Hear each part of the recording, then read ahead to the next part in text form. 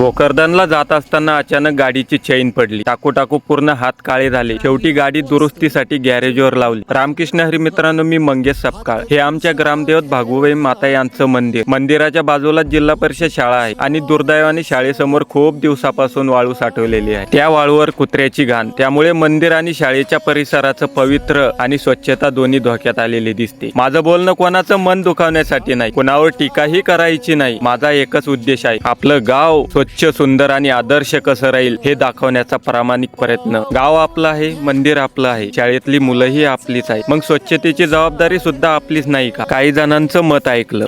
चांगली दिसत नाही, साफ करा, स्वच्छता राखा। आमचं म्हणणं एवढं, जे इथं मुलं खेळतात तिथं काट्याचं स्वच्छ पाहिजे।